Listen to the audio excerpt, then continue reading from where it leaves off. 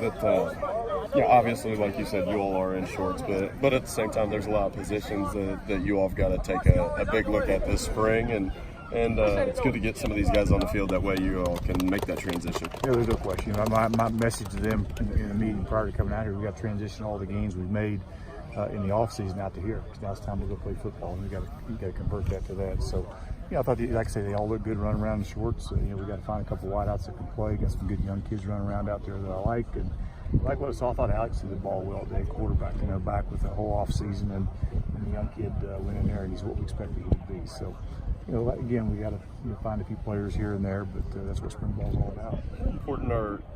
How important is it for like mid-year enrollees and even the early enrollees like Grant Wells and a couple of those guys, Corian and those guys, to get out here and get these 15 practices to lead into the fall? Well, it's just so valuable to get those guys here in January, and just the gains they make from the strength standpoint. And, they change their bodies, and the 1D lineman's gained almost 25 pounds since he's been here, and so I think us practicing the way we do go a little later than some people, but it gives us a chance to develop those kids and get them ready to go, so we can get a true evaluation when we get to spring ball and they're ready to go. At those positions of need, the Brock Thompsons, the TJ Johnsons, do you all take an extra look and give those guys extra reps in the spring just so you can figure out who they are and what they're about? There's no doubt. There's a lot of guys that are here that played an awful lot of football that we know what they can do, and they'll get reps and stay sharp. These young kids, the guys we got to find out about, will get a lot of reps this spring, and we'll make sure when we come out of spring ball we have a good understanding of what they can do to help this team win. I know that coming out of the season, a lot of times the guys will get held out in the spring. Levi was a guy that we didn't see out here today. Josh Ball, some of those guys. What's their status? Well, they'll all be back. They all had some injuries and surgeries and some things that, Levi,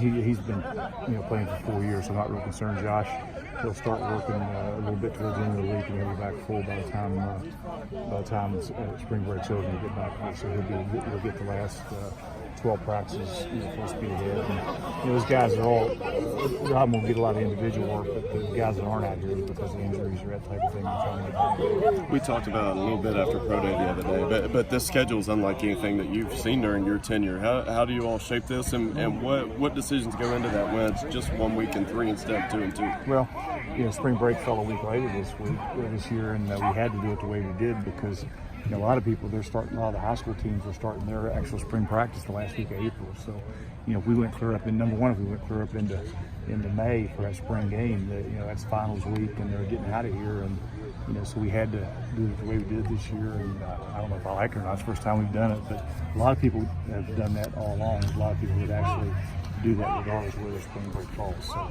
we'll see how it goes in the spring. I'll give you a better evaluation of what we think of it. Do you all try and break this up a little more mental the first week and then get back into the physical as you come back? Or is not really.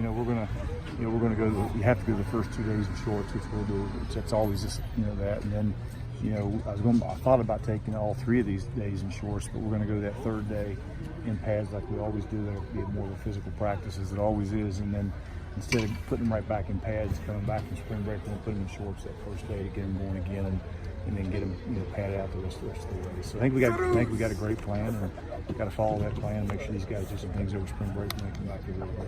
With the defense especially, there's a lot of positions you got to fill, and even one unexpected when Malik announced. But with new defensive coordinator coming in and those specific positions, how much do you all really emphasize the defensive side of the ball this spring? I think I emphasize all 3 phases because you got to get better at all 3 of them. And there's no question, replacing a guy like Malik Gant's going to be hard. He's a hell of a football player, made a lot of plays. But we got Kennard King, got some good young players. Bakley Drayton's got to get better, and Oz got to get better. And those guys have all played a lot of football for us. So got to find out and make sure Stephen Colvin can play and find out what King can do and those young guys. And it's always good to see these young kids get the opportunity. Because kids react when they get that opportunity, and the players that are good players react in a positive way, and then we make plays. So safety things critical for us. Everybody else in secondary is back, and probably the biggest deal, we got to find some linebackers. We got to find linebackers, except for Amari Cobb, and they play a whole lot. They're talented, but they haven't played a lot. Potentially get you beat. Production wins games, so we got to get more production out of the Yulees and the Beckett's and those young players that can come along, and then develop some depth up front. Okay. Thanks, Coach. Thanks, guys.